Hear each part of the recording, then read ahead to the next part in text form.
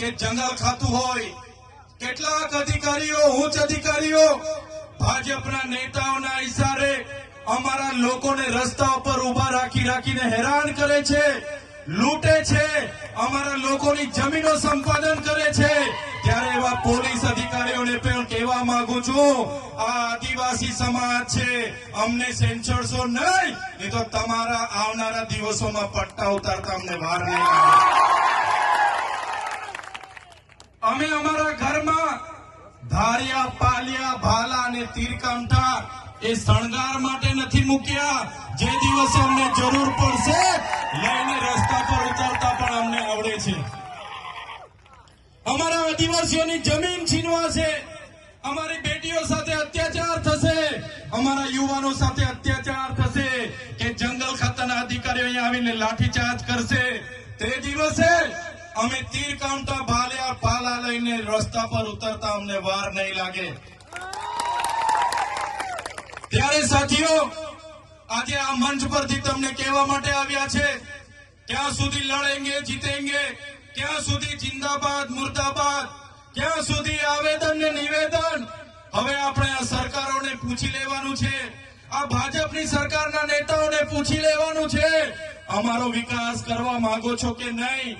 અમારી સમાજના આગેવાનો, ઓબીસી હોય, એસટી હોય, માઇનોરિટી હોય, એમનો ઉત્થાન કરવા માંગો છો કે નહીં? અગર એ લોકો ના પાડે તો આવનારા દિવસોમાં એ લોકોને સત્તા પરથી દૂર નાખવા માટે તૈયાર થઈ જાવ તમે। ત્યારે આજના લોકશાહીના ઢબે આજે દેશ ચાલતો નથી। કેટલાક ચુનિંદા નેતાઓ પોલીસનો દુરુપયોગ કરી રહ્યા છે, ઉદ્યોગપતિઓના ઇશારે જંગલ વિભાગનો દુરુપયોગ કરી રહેલા છે। આપણે ડેમોમાં જમીનો આપી, નહેરોમાં જમીનો આપી, રોડ રસ્તામાં જમીનો આપી, કોરિડોરમાં જમીનો આપી, અને આજે આપણા વિકાસ માટે આપણે ભીખ માંગવી પડે છે। ત્યારે મારા સાથીઓને વિનંતી કરવા માટે આવ્યો છું કે આવનારા દિવસોમાં ચૂંટણીઓ આવે છે, તાલુકા અને જિલ્લાની ચૂંટણીઓમાં આમ આદમી પાર્ટી તમને આહવાન કરે છે, માન્ય કેજરીવાલજી તમને આહવાન કરે છે, માન્ય ભગવત માનજી તમને આહવાન કરે છે, અમારા પ્રદેશ પ્રમુખ ઈસુદાન ગઢવીજી, ગોપાલ ઇટાલિયાજી તમને આહવાન કરે છે, તમે અમારી સાથે આવો અને પરિવર્તનની આ લડાઈમાં તમે સહભાગી બનો। આવનારા દિવસોમાં તાલુકા જિલ્લા પંચાયત હોય, આવનારી વિધાનસભા હોય, આવનારી લોકસભા હોય, આપણે પરિવર્તન લાવીને આ ભાજપની સરકારને આ વિસ્તારમાંથી જાકારો આપીએ, એ વિનંતી કરવા માટે અમે તમારી વચ્ચે આવ્યા છે। તમે જોયું હશે કે આદિવાસી સમાજ માટે અમે બોલીએ, વિદ્યાર્થીઓ માટે બોલીએ, યુવાનોની રોજગારી માટે બોલીએ, આ વિસ્તારમાં ડેમોના પાણી મળે એના માટે બોલીએ, ડેમોમાં જે ગામો વિસ્થાપિત થયા એના માટે બોલીએ। ત્યારે આ સરકારને ગમતું નથી।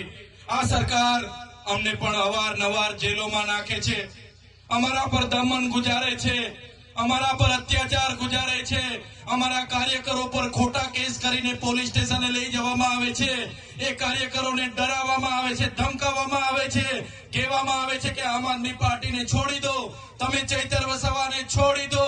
પણ એવા પોલીસ અધિકારીઓને પણ કહેવા માંગીએ છીએ, हमारा टाइम 2027 में आने वाला है, अपना टाइम आने वाला है। જ્યારે અમારો સમય આવશે તમારા બધા પોલીસ અધિકારીઓની તે દિવસે અમે ફાઇલો લઈને બેસવાના છે। બધાને અમે મેડલ, ભાજપના નેતાઓએ, ભાજપના પોલીસ અધિકારીઓએ 19 વખત અમારા પર એફઆઈઆર કરી છે, 7 વખત અમને જેલમાં નાખ્યા છે, અમને ડરાવવાની કોશિશ કરી છે, અમને દબાવવાની કોશિશ કરી છે। પણ આ તમારો ભાઈ, તમે બધા અમારી સાથે છો, કોઈના બાપથી અમે ડરતા નથી।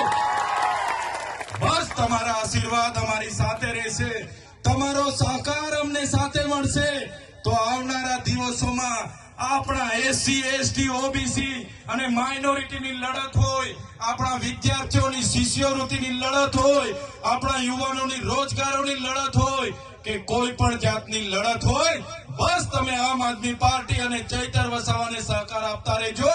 તમારા ભાગની લડાઈ અમે લડવા માટે તૈયાર છીએ। જ્યારે પણ આ વિસ્તારમાં કોઈને પણ કોઈ પણ પ્રકારની કોઈ હેરાનગતિ કરે, પરેશાન કરે, તો તો તમે અમને યાદ કરજો. જ્યાં પણ લડવાનું હશે, રોડ પર લડવાનું હશે તો રોડ પર, અને વિધાનસભામાં ઉતરવાનું હશે તો વિધાનસભામાં, અને પોલીસ સામે ઉતરવાનું હશે, એસઆરપી સામે ઉતરવાનું હશે કે આર્મી સામે ઉતરવાનું હશે. આ અમારી ટીમ આગળ રહેશે, પણ પાછળ તમારો બધાનો સહકાર અમને જોઈશે.